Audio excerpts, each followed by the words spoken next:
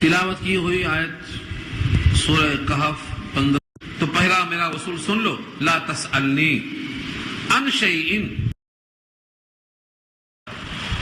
کب تک نہیں کرنا یہ گھٹن، کب تک دل میں لے کرنا؟ حتیٰ یہاں تک کہ احدث لک، میں آپ سے خود بیان کروں، منہ اس کے تعلق سے ذکران بطور وضاحت کے. جب میں خود ذکر کر دوں تو آپ اس میں مزید سوالات کر سکتے ہیں، لیکن جب تک میں خود اس کی وضاحت نہ کروں تب تک کوئی بات نہیں پوچھنا. یہ ایک شرط ہے علم کی، سب سے بڑی شرط ہے کہ آپ کے اشکال، آپ کے سوالات، آپ کے خلجان آپ پوچھیں، لیکن جب تک میں خود نہ کہوں کہ میری بات پوری ہو گئی اب سوال کرو تب تک سوال نہیں کرنا چاہیے. امام بخاری اس کو کئی مقام پر لائے ہیں، جب تک بات پوری نہ ہو جائے درمیان میں سوال نہیں کرنا چاہیے، بات پوری ہونے کے بعد اب سوال کرنا چاہیے. حضرت خضر، حضرت موسیٰ اور یوشع ابن نون اب تینوں ساتھ ہو گئے، لیکن تذکرہ وہی کہتا ہے خضر کا اور موسیٰ کا، کیونکہ خادم کا ذکر بطور خاص نہیں کیا جاتا. فانطلقا، دونوں چلے. یہاں سے اب معلم اور متعلم رشتہ قائم ہو گیا، شرط پوری ہو گئی. اب دونوں ساتھ چلے. کہاں چلے، کدھر چلے؟ ابھی تو وہی کشتی کے پاس تھے، نہر کے پاس تھے، دریا کے پاس تھے، وہاں سے چلنے کے واسطے آگے بڑھے. فانطلقا، دونوں چلتے چلے. حتیٰ اذا رکبا فی السفینۃ خرقها، یہاں تک کہ جب سوار ہوئے دونوں ایک کشتی میں تو کشتی کو حضرت خضر نے کلہاڑی سے ایک تختہ اکھاڑ کے پھینک دیا. امام بخاری نقل کرتے ہیں کہ حضرت خضر کو لوگ وہاں پہچانتے تھے، اس علاقے میں کشتی والے پہچانتے تھے. حضرت خضر کو بلا کرائے کے بٹھا لیا کشتی میں، کرایہ لے لیا بغیر نول. حضرت موسیٰ بھی ان کے ساتھ اور یوشع ابن نون بھی ان کے ساتھ بغیر کرائے کے بٹھا لیے. اور اس کشتی کا ایک تختہ کلہاڑی سے حضرت خضر نے توڑ دیا. تختہ توڑ دینے کے بعد تو پانی آ جاتا، کشتی ڈوب جاتی، تو اس کے بچاؤ کے لیے کچھ شیشہ وغیرہ لگا دیا تاکہ پانی اندر نہ آئے. ایک طرف توڑا بھی اور ایک طرف لگایا بھی. بظاہر نظر آتا ہے کہ کشتی کو خراب کر دیا، کشتی کو توڑ دیا، لیکن یہ کیوں توڑا؟ جب اس کی علت معلوم ہوئی تب سمجھ میں آیا کہ اس کا توڑنا بہت ضروری تھا. اگر نہ توڑتے تو کشتی ہاتھ سے چلی جاتی. ایک بادشاہ تھا، اس علاقے میں جتنی کشتیاں اچھی ہوتی ہیں، صحیح سالم ہوتی ہیں، سب کو چھین لیتا. یہ کشتی اگر اچھی ہے تو نہیں بچتی، چھین لی جاتی. حضرت خضر کے مشکل نے تقاضا کیا کہ اس کشتی کو عیبدار کر دو تاکہ اس کو دیکھے ٹوٹی پھوٹی ہے، کون لے گا، چھوڑ دے گا. چنانچہ یہ کشتی 10 مسکینوں کی تھی، 10 مسکین، جس میں سے 5 اپاہج تھے، کام کے لائق نہیں تھے، اور 5 کام کے لائق تھے. یہ 5 کما کر اس کشتی کے ذریعے سے 10 کی پرورش کرتے تھے. اگر یہ کشتی چلی جاتی تو 10 آدمی کا روزگار بند ہوتا، اور اس کا نہ جانا ضروری تھا، اور اس کو روکنے کی ترکیب یہی تھی کہ اس کو عیبدار کر دیا جائے. یہ وہ علم تھا جو تقاضا کر رہا تھا کشتی کو توڑنے کا. علامہ رومی نے اس پر شعر کہا ہے فارسی میں، فارسی تو کسی کو آتی نہیں مجمع میں، لیکن اس کا شعر کا مقصد یہ ہے، اس کا مقصد یہ ہے کہ خضر کے کشتی توڑنے میں 1000 قسم کی درستگی موجود تھی. لگتا تھا کہ توڑ رہے ہیں، شکستہ کر رہے ہیں، لیکن اس شکستگی کے اندر جوڑنا تھا تاکہ چھینے جانے سے یہ بچ جائے. تو بظاہر عیب نظر آتا ہے، لیکن وہ عیب نہیں تھا بلکہ شفقت تھی اور پیار تھا. فانطلقا، دونوں چلتے گئے. حتیٰ اذا رکبا فی السفینہ، یہاں تک کہ جب دونوں سوار ہوئے کشتیوں میں. سفینہ مانے کشتی. خرقہ کے معنی آتے ہیں پھاڑ دینا. ایک تو ہے کسرہ، توڑ دینا، ایک ہے شقہ، چیر دینا. یہاں پر لفظ ہے خرقہ، اس کو پھاڑ دیا تاکہ پانی اندر آئے اور معلوم ہو کہ کشتی کام کی نہیں ہے. حضرت خضر کو تو معلوم تھا آگے کیا ہونے والا ہے، لیکن حضرت موسیٰ کی نگاہ میں بغیر کرایہ کے جنہوں نے بٹھا لیا ہے، احسان کیا ہے کہ اچھے لوگ ہیں، اچھے چہرے ہیں، اچھا حلیہ ہے، ان کو دیکھ کے بٹھا لیا رحم کھا کر کے، ان کی کشتی کو خراب کر دینا. یہ تو ہمارے محاورے کے اعتبار سے ایسا تھا کہ جس تھالی میں کھاؤ اس میں سودا کرو. حضرت خضر کو ٹوکا حضرت موسیٰ نے، اور کیا کہا؟ قال اخرقتها لتغرق اهلها، کیا آپ نے اس میں چھید کر دیا تاکہ اس کے اہل ڈوب جائیں، جو بھی اس میں بیٹھے وہ بھی ڈوب جائیں، جن کی کشتی ہوئی تباہ ہو جائے. قال لقد جئت شيئا امرا، البتہ تحقیق کی تم لائے ہو بہت خراب کام. شيئا کے ساتھ امرا ہے، امرا مانے بڑی بھاری بات، بہت بڑی غلطی کیا ہے. یہ غلطی اچھی نہیں ہے، یہ قابل قبول نہیں ہے. حضرت موسیٰ کو یاد نہیں تھا کہ میں نے کچھ وعدہ کیا تھا. یہ پہلا ٹوکنا بطور نسیان کے ہے، بھول کے، بھول میں ٹوک بیٹھے. قال الم اقل، کیا تم سے میں نے پہلے ہی نہیں کہا تھا انک لن تستطيع معي صبرا، کہ بے شک تم ہمارے ساتھ صبر کرنے کی طاقت ہی نہیں رکھتے. پہلے ہی تم سے میں نے کہا تھا کہ تم ٹوکو گے ضرور. قال لا تؤاخذني بما نسيت، نسیت مانے نسیان. کہا حضرت موسیٰ نے میرا مواخذہ مت کیجیے اس چیز پر جو میں بھول گیا. تو پہلا ٹوکنا بطور نسیان کے اور دوسرا ٹوکنا بطور شرط کے. آگے آ رہا ہے حضرت موسیٰ پھر ٹوکیں گے. اور فرمایا ولا تلحقنی من امری عسرا، ارحاق کے معنی آتے ہیں پہنچا دینا حق کو. میرا معاملہ آپ نہ پہنچا دیں تنگی تک، یعنی اگر ایک ہی باتیں مجھے پکڑ لیں گے اور مجھے واپس کر دیں گے تو میرے سفر طالب علمی کا جو زمانہ ہے بہت تنگی میں پڑ جائے گا. ایک بات مواخذہ مت کیجیے، یہ بھول ہے، بھول چوک پر معافی کیجیے، میرے معاملے میں تنگی مت ڈالیے. ولا تلحقنی من امری عسرا، عین سین ر عسر کے معنی تنگی، تنگی مت ڈالیے میرے معاملے میں. حتیٰ، پھر دونوں چلے. فانطلقا، چلتے چلے. حتیٰ اذا لقیا غلام، یہاں تک کہ ان دونوں نے دیکھا کہ ایک بچہ ہے. غلام ہمارے اردو میں غلام کے معنی میں آتا ہے، عربی میں غلام کہتے ہیں بچے کو. نوخیز بچہ ہے، بڑا ہونہار بچہ ہے، قریب البلوغ ہے، ابھی بالغ نہیں ہوا، کم سن بچہ ہے. فقتلہ، حضرت خضر نے اس بچے کو قتل کر دیا. قال، حضرت موسیٰ نے گھبرا کر سوال کیا اقتلت نفسا زکیہ، کیا آپ نے قتل کر ڈالا ایک ہونہار جان کو؟ نفسن کے ساتھ زکیہ ہے، بہت ہونہار ہے، کیونکہ بچہ عام طور سے دیکھنے میں معصوم ہوتا ہے. آگے فرمایا بغیر نفسن، بغیر جان کے بدلے. ہاں کسی کو اس نے قتل کیا ہوتا اور قصاص میں اس کو آپ مار دیتے تو کوئی بات نہیں تھی، لیکن اس نے کسی کو مارا نہیں، بغیر کسی جان کے اس کو آپ نے قتل کرا. بغیر نفسن. لقد جئت شيئا نکرا، تحقیق آپ لائے ہیں بہت بیجا حرکت. اوپر تھا امرا، یہاں ہے نکرا. تو نکرن میں نکارت اور عیب دار زیادہ ہوتا ہے امرن کے مقابلے میں. امرن بڑی بھاری بات، اور نکرن قابل نکیر حرکت کیا ہے، جو قابل اعتراض حرکت ہے. یہاں سے نیا پارا شروع ہوتا ہے، لیکن بات وہی سلسلہ چل رہا ہے، کیونکہ پاروں سے مضمون ختم نہیں ہوتا، نہ شروع ہوتا. پاروں کی تقسیم آسانی کے لیے ہوتی ہے. قال الم اقل لك، یہاں لکا کا اضافہ ہے، پیچھے یہی لفظ آیا تھا، وہاں لکا نہیں تھا. لکا کیا ہے؟ تاکید ہے. پہلی بار ٹوکا تھا تو کہا نسیان سے ٹوکا، اب دوبارہ پھر ٹوکا تو خضر نے کہا تم سے پہلے ہم نے کہا دیا تھا کہ تم ہمارے ساتھ صبر کرنے کی طاقت ہرگز نہیں رکھتے ہو. قال الم اقل لك، فرمایا کیا نہیں کہا تم سے میں نے انك لن تستطيع، کہ بے شک تم ہرگز طاقت نہیں رکھتے معي صبرا، میرے ساتھ صبر کرنے کی. حضرت موسیٰ سمجھ گئے کہ زیادہ دن تک ساتھ نبھنا مشکل ہے، نہ ٹوکنے کی شرط پر ساتھ رہنا مشکل ہے، کیونکہ ایسی حرکتوں پر نہ ٹوکوں تو میرا نہ ٹوکنا بہت ضبط کرنا ہے، اور یہ ضبط مجھ سے نہیں ہو سکتا. کیوں؟ کیونکہ علم شریعت تقاضا کرتا ہے غلطی پر ٹوکو، اور استاد کا تقاضا یہ ہے کہ مجھے غلطی پر مت ٹوکو. دونوں میں تطابق کرنا مشکل ہے. یہ شاید کہتا ہے مراد دردیست اندر دل، اگر گویم زبان سوزر، اگر دم درکشم ترسم کی مغز استخا سوزر، میرے اندر اتنا درد ہے کہ اگر میں اس کو ضبط کرتا ہوں تو ہڈیوں کے گودے جلتے ہیں. ہاں، مراد دردیست اندر دل، اگر گویم زبان سوزر، بولتا ہوں تو زبان جلتی ہے. اگر دم درکشم ترسم کی مغز استخا سوزر، اور اگر ضبط کرتا ہوں تو ڈرتا ہوں کہ اندر اندر گھٹتا رہوں گا اور ہڈیوں کے گودے جلنا شروع ہو جائیں گے.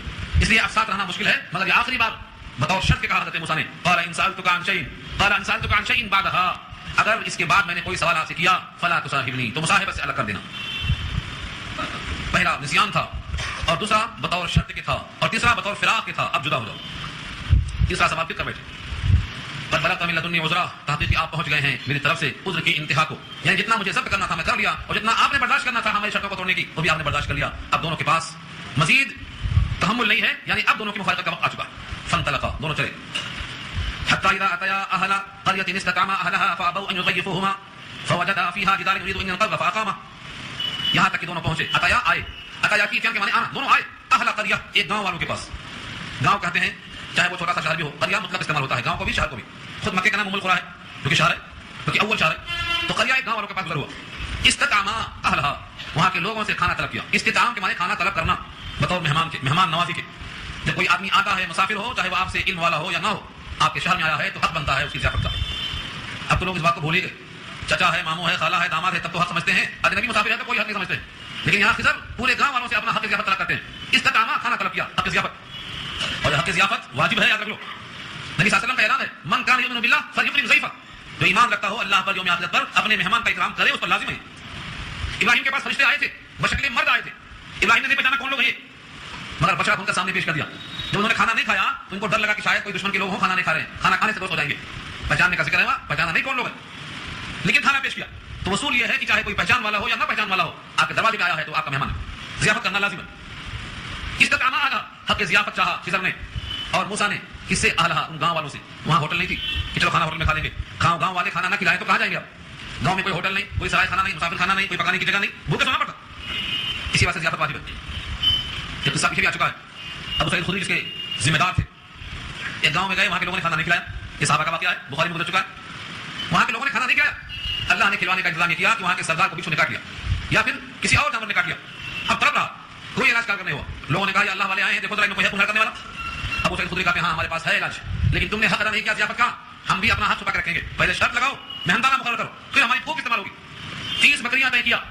اگر فائدہ ہوا نہیں، اگر تم نے پھوک مارا تو 30 بکریاں. حضرت ابو سعید خدری نے سورہ فاتحہ پڑھنا شروع کیا. پانی میں نمک ڈال کر وہ پانی ڈالنا شروع کیا اور فاتحہ پڑھتے رہے. فاتحہ پڑھتے گئے، سورہ فاتحہ 7 دفعہ پڑھا. ایسا چنگا ہو گیا جسے کچھ ہوا ہی نہیں. 30 بکریاں لے کے آ گئے. اب کھانا یا نہیں کھانا، نبی صلی اللہ علیہ وسلم نے فیصلہ فرمایا کہ میرا بھی حصہ مقرر کرو، میرا بھی حصہ لگاؤ تاکہ شبہ ختم ہو جائے، دونوں میں نہ ہونے. یہ قصہ پیچھے آ چکا ہے، تفسیر وہاں گزر چکی ہے.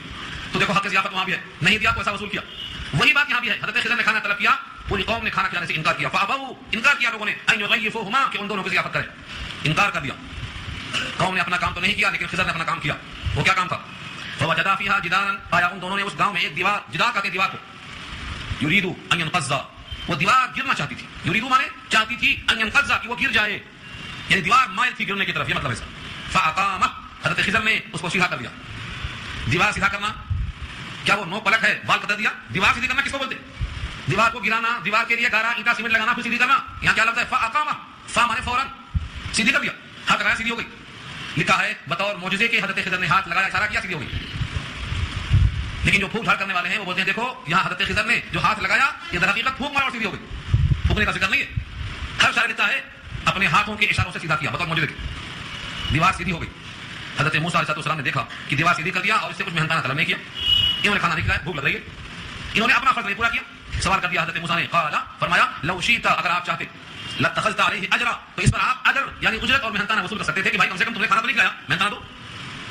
حضرت خضر نے کہا بات مکمل ہو گئی، اب فراق کا وقت آ گیا. اب ہمارے تمہارے درمیان فراق کا وقت آ رہا ہے، جدائی کی گھڑی سر پر کھڑی ہے، اب جدا ہونے کا وقت آ رہا ہے، غنیمت جان لو، مل بیٹھنے کو، جدائی کی گھڑی سر پر کھڑی ہے۔ یہ حضرت موسیٰ نے خضر کے درمیان کہا اور آج بھی یہ ثابت ہے، آپ یہاں جو بیٹھے ہیں یہ غنیمت جان لو۔ یہاں بہت سے لوگ آیا کرتے تھے، اب نہیں آ رہے ہیں، انتقال ہو گیا، چلے گئے، وہ جدا ہو گئے ہم سے، ہم تو نام جانتے نہیں لیکن شکل جانتے ہیں، شکلیں دماغ میں بیٹھی ہوئی، تو یہ غنیمت جان لو مل بیٹھنے کو، فراق کا وقت یہاں بھی ہے، کون کب جائے گا کسی کو پتہ نہیں۔ حضرت موسیٰ علیہ السلام نے اس فراق کو برداشت کیا، کیونکہ پہلے نسیان کا عذر تھا، دوسرے شرط کا تھا اور تیسرے فراق کا تھا، امن سوال کر لیا، قال ھذا فراق بینی و بینک، فرمایا یہ فراق ہے میرے اور تیرے درمیان۔ حضرت خضر اور موسیٰ کے درمیان کی گفتگو سن کر نبی صلی اللہ علیہ وسلم کا ارشاد نقل کیا ہے بخاری نے، فرمایا اللہ تعالیٰ حضرت موسیٰ پہ رحم فرمائے، تھوڑا اور صبر کر لیا ہوتا، کچھ دن اور ساتھ رہ گئے ہوتے تو ہمارے سامنے کچھ اور باتیں ظاہر ہو جاتی، تھوڑا سا اور صبر کر لیا ہوتا تو تھوڑا سا اور باتیں ظاہر ہو جاتی۔ معلوم یہ ہوا صبر کی بھی ایک انتہا ہوتی ہے، ایک لمٹ ہوتی ہے۔ فراق حضرت خضر فرماتے ہیں کہ دیکھو اب تمہارے درمیان اس وقت تم کو صبر نہیں آیا تھا، اب میں اس کی وضاحت کرتا ہوں، دیکھو تم جو بے قرار تھے، لوگ بیٹھے، اس میں حقیقت کیا تھی، صحیح عذر کیا تھا، صحیح ریزن کیا تھا، دیکھو سأنبئک عن قریب، میں بتاؤں گا تجھ کو بتاویل حقیقت ان تمام چیزوں کی، ما لم تستطع علیہ صبرا، جس پر تم صبر نہ کر سکے۔ سب سے پہلا واقعہ کیا تھا، سفینے کا تھا، سفینہ کشتی، اما السفینہ تو بہرحال کشتی فکانت لمساکین، تھی چند مسکینوں کی، مساکین جمع کا لفظ ہے، مسکین واحد ہے، اور مساکین ایسا جمع ہے کہ کم سے کم اس کی تعداد 10 ہونا چاہیے، تو 10 مسکینوں کا یہ ذریعہ معاش تھا جو کشتی کی شکل میں تھا، فکانت لمساکین، مسکینوں کی تھی۔ یہاں سے فقہ کا مسئلہ خاص کیا ہے، مسکین کی تعریف کیا ہے، مسکین کہتے ہیں جس کے پاس کچھ نہ ہو، اور فقیر کہتے ہیں جس کے پاس کچھ نہ ہو، تو فرق کیا ہوا؟ فرق لکھا ہے کہ فقیر وہ ہے جس کے پاس حقیقت میں کچھ بھی نہ ہو، آدمی بالکل خالی ہو، اور مسکین وہ ہے جس کے پاس کچھ تو ہو لیکن صاحب نصاب وہ نہ ہو، ضرورت کی تکمیل کے بعد نصاب نہ بنتا ہو۔ دیکھو اللہ نے ان کو مسکین کہا، یہ کشتیوں کے مالک ہیں، حالانکہ کشتیوں سے کمائی بقدر حاجت کی ہوتی ہے، زائد اور فاضل نہیں ہوتی ہے، لیکن کشتی کے مالک ہیں پھر بھی یہ مسکین ہیں۔ تو معلوم یہ ہوا اگر نصاب سے کم کا مالک ہے تو مسکین ہو سکتا ہے، اور فقیر وہ ہے جس کے پاس کچھ بھی نہیں آدمی، تو فقیر کا درجہ فقر میں بڑھا ہوا ہے مسکین کے مقابلے میں۔ تو یہ مسکین تھے، 10 مسکین تھے، 5 اس میں سے معذور تھے اور 5 کما کر کے کھانا پیش کرتے تھے۔ یعملون فی البحر، وہ کام کرتے تھے سمندر میں، فاردت ان اعیبها، تو میں نے ارادہ کیا کہ میں اس کو عیب دار کر دوں۔ وکان وراءهم ملک، اور تھا ان کے پیچھے ایک ظالم بادشاہ، یاخذ لے لیتا تھا کل سفینۃ، ہر اچھی کشتی کو غصبا چھین کر، غصب کے معنی چھین لینا، یہ آئندہ ایک بادشاہ ہے جو چھین لے گا، یہ علم کونی اسرariya تھا، یعنی آئندہ کا علم تھا۔ حضرت خضر نے یہ بات پیش کر دیا۔ بہت سے صوفیاء اور بہت سے لوگ حضرت خضر کے اس استدلال سے یہ کہتے ہیں کہ دیکھو علم شریعت سے ہٹ کر بھی ایک علم ہوتا ہے، اسرار کونیہ، جو صاحب تورات کو بھی نہیں معلوم تھا، لہذا ہمارے بزرگ کو جو چیز معلوم ہے وہ قرآن میں نہیں ہے، ہاں ہمارے بزرگ کو جو بات معلوم ہے وہ قرآن میں نہیں ہے، وہ حدیث میں نہیں ہے، وہ صحابہ کے ذریعے سے نہیں آئی ہے۔ آگے چل کر اس کا جواب ضرور آئے گا، سوال ذہن رکھنا، تمام باتوں کا ایک جواب آئے گا۔ خضر نے کیا کہا، وما فعلته عن امری، یہ سب میں نے خود سے نہیں کیا، دیکھ لو یہ سب تینوں کام میں نے کیسے کیا ہے، اللہ کے حکم سے کیا، اور اللہ کا حکم کس پر آتا، نبیوں پر آتا، اور نبی جب کچھ کرتے ہیں تو اللہ کے حکم سے کرتے ہیں، لہذا ان کو قیاس کرنا جن کے پاس اللہ کا حکم نہیں آتا، یہ قیاس مال فارغ، اس لیے دنیا کا کوئی انسان خضر پر قیاس نہیں کیا جا سکتا، لہذا کسی کا علم اگر شریعت سے ہٹ کر بتا رہا ہے تو وہ مردود ہے، اس کا کوئی اعتبار نہیں ہوگا۔ قیامت تک کے بعد یہ فیصلہ ہے نبی صلی اللہ علیہ وسلم کا۔ ایک ظالم بادشاہ اس کے پیچھے ہے، یاخذ لے لیتا ہر کشتی کو غصباً چھین کر۔ ایک لفظ آیت میں توجہ کا طالب ہے، بار بار سننا، لفظ کیا ہے، فاردت، میں نے ارادہ کیا کہ اس کو عیب دار کروں، اور آگے چل کے فرمایا ہے کہ سب کچھ میں نے اللہ کے حکم سے کیا، خود سے نہیں کیا، لیکن عیب دار کرنا بظاہر لفظوں میں خراب چیز ہے، اس لیے خضر نے کہا میں نے چاہا کہ میں خراب کروں، میں نے چاہا کہ عیب دار کروں، اللہ نے چاہا کہ خراب کرے، یہ نہیں کہا، کیوں، ادب کا تقاضا ہے۔ اور جہاں عمدہ کام کا ذکر آ رہا ہے وہاں کہا فاراد ربک، فاراد ربک، رب نے چاہا، حالانکہ پورے اعمال حضرت خضر کے خود سے نہیں ہے، سب اللہ کے حکم سے۔ بندگی کا تقاضا یہ ہے کہ جہاں بظاہر کوئی چیز خراب نظر آتی ہو بندہ اپنی طرف منسوخ کرے۔ حضرت خضر نے کہا فاردت ان اعیبها، میں نے ارادہ کیا کہ میں اس کو عیب دار کر دوں کہ ایک بادشاہ اس کے پیچھے ظالم ہے جو چھین لیا کرتا ہے کشتی کو، چھیننے سے بچ جائے۔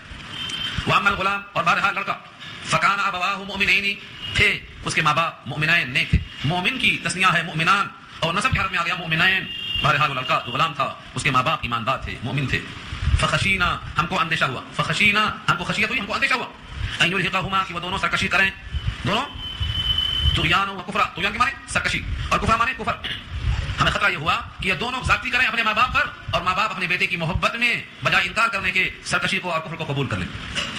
آج کل ماحول میں ہوتا ہے ہم بیٹے کی خوشی میں خوش ہیں، ماں کہتی ہے ہم بیٹی کی خوشی میں خوش ہیں، ارے بھائی یہ غلط کام ہے نا، غلط کام ہونے کے باوجود ہم بیٹے کی خوشی میں خوش ہیں، یعنی بیٹے کو خوش رکھنا چاہتے ہیں، اس بات کی غلطی کو ہم برداشت کرتے ہیں۔ خطرہ یہ تھا کہ ماں باپ جو مومن ہیں اس بیٹے کی محبت میں اس کی بات نہیں ٹالیں گے، اور بیٹا اپنی محبت میں اتنی ضد کرے گا کہ ان کو سرکشی پر اور کفر کرنے پر مجبور کرے گا۔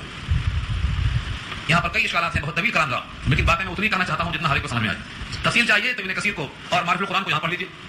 اشارہ یہ کیا ہے، سوال سن لو، کہ اللہ تعالیٰ کے علم میں یہ بات تھا کہ یہ بچہ بڑا ہوگا اور ماں باپ اس کی محبت کی بنا پر سرکشی اور کفر میں آ جائیں گے۔ خضر کو علم دے دیا اللہ نے کہ نہ رہے باس، نہ بجے بانسری، نہ بیٹا رہے گا، نہ باپ خراب ہوں گے، ختم کر دو۔ تو جب اللہ کے علم میں ایسا تھا کہ بچہ سرکشی کا سبب بنے گا، اب اس کو کاٹ کے حذف کر دیا، تو جو اللہ کے علم میں تھا اس کے خلاف ہو گیا نا، اور اللہ کے علم کے خلاف ہونا ممکن نہیں، اللہ کے علم میں جو ہوتا وہی ہونا چاہیے تھا۔ اس کا جواب دیا ہے کہ علم الہی میں دو قسمیں ہیں، ایک ہے تقدیر معلق اور ایک ہے تقدیر مبرم۔ مبرم یہ ہے کہ کسی حال میں ایسا ہی ہوگا، اور معلق یہ ہے جو مشروط ہوتا ہے، اگر توبہ کر لیا تو ہدایت دے دوں گا، محنت کر لیا تو اس میں اضافہ کر دوں گا، ایسا کر لیا تو ایسا کر دوں گا، اس کو کہتے ہیں مشروط۔ تو یہ اللہ کے علم میں تھا مشروط، اگر بچہ بڑا ہوا تو سبب بنے گا، اور بچہ ہی نہیں رہا تو سبب کہاں سے بنے گا؟ یہ علم دیا اللہ نے خضر کو، تو خضر نے بچہ کو بڑا ہونے نہیں دیا اور تمام کر دیا۔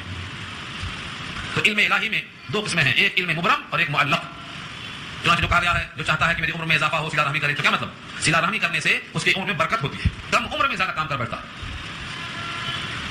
وَأَمَّا الْغُلَامُ فَكَانَ أَبَوَاهُ مُؤْمِنَيْنِ فَخَشِينَا أَن يُرْهِقَهُمَا طُغْيَانًا وَكُفْرًا، اور بہرحال غلام بچہ اس کے ماں باپ نیک تھے، تو اندیشہ ہوا ہم کو کہ وہ دونوں زیادتی کریں گے، أَن يُرْهِقَهُمَا، وہ بچہ ان دونوں پر زیادتی کرے گا، یہاں تک کہ سرکشی کرتے کرتے ان کو کفر میں اور زیادتی کرنے میں مائل کرے گا۔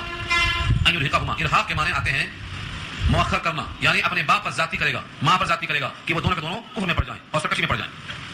فَأَرَدْنَا، تو ہم نے ارادہ کیا، دیکھا آپ نے، فَأَرَدْنَا، ہم نے ارادہ کیا، یہاں بدل دیا نسبت، ایک طریقے سے اس میں اچھائی کا پہلو ہے وہ اللہ کی طرف منسوب، ایک خرابی کا پہلو ہے اپنی طرف منسوب، تو صیغہ فَأَرَدْتُ کے بجائے فَأَرَدْنَا، ہم نے چاہا کیا چاہا، أَن يُبْدِلَهُمَا رَبُّهُمَا، کہ بدل دے اللہ تعالیٰ ان دونوں کے لیے، ان دونوں کا رب، خَيْرًا مِنْهُ، اس سے بہتر، یعنی لڑکے سے بہتر دوسری اولاد دے دے۔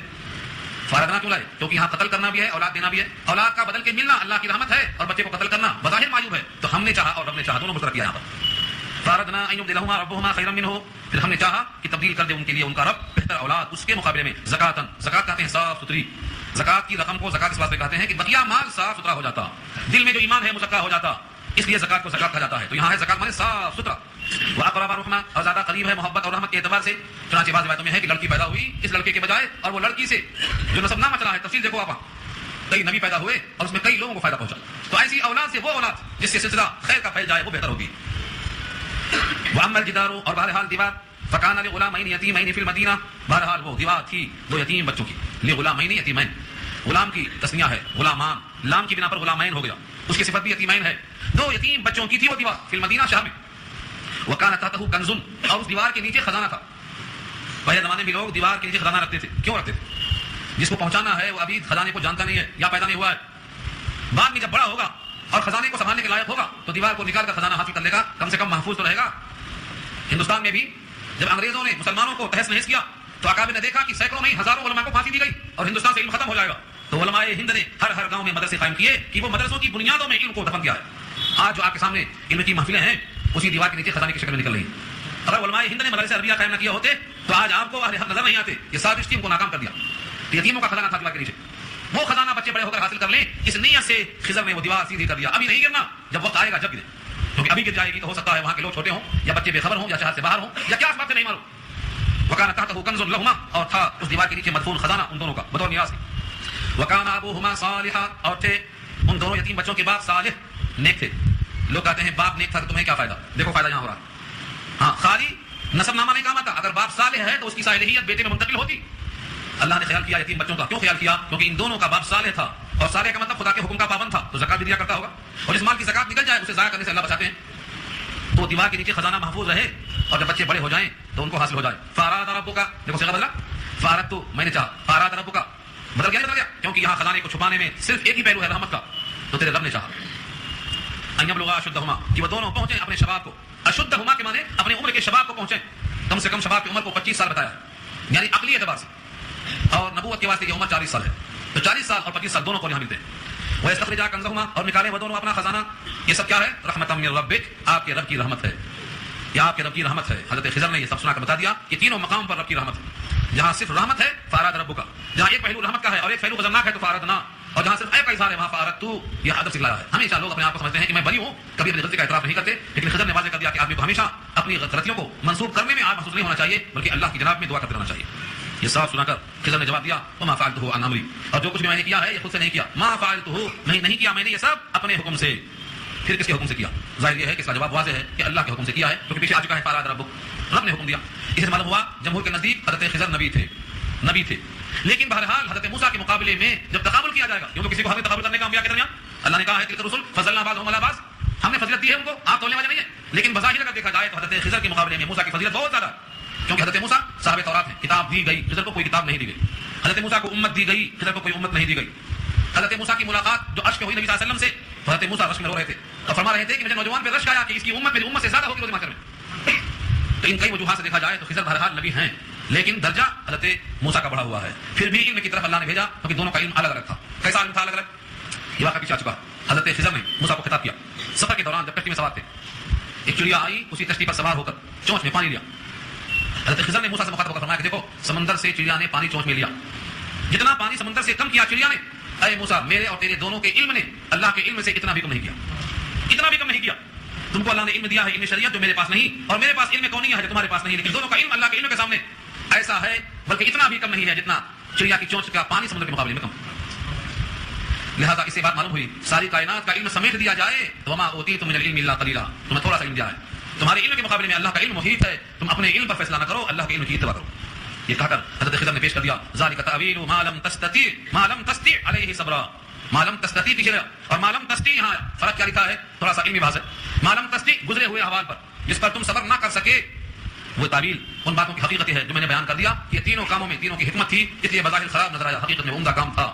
اس سے معلوم یہ ہوا کہ اللہ اپنے علم کو جس کو جتنا چاہے وہ دے سکتے ہیں، کبھی بھی انسان کو اپنے علم بے قدر نہیں کرنا. علم کی منتہا اللہ کی ذات ہے. اسی واسطے حضور صلی اللہ علیہ وسلم سے اللہ کا حکم کیا ہے؟ ربی زدنی علما، آپ کہتے رہیے. سورہ طہ پارہ 16 اللہ نے یہ حکم دیا ہے قل ربی زدنی علما، آپ کہتے رہیے کہ اے میرے رب میرے علم میں اضافہ کیجیے. تو آپ بھی اپنے علم پر قناعت مت کیجیے، اضافے کی دعا کے ساتھ پابندی سے تشریف لایا کیجیے. اب یہاں سے آگے نیا کچھ ہوتا ہے ذوالقرنین بادشاہ کا. ذوالقرنین نے کیا سفر کیے، کیا حالات پیش آئے اور اس نے دیوار کی گندری کہاں قائم کی ہے، یہ پوری بحث انشاءاللہ اگلے رکوع میں آ رہی ہے. دعا کر لیجیے.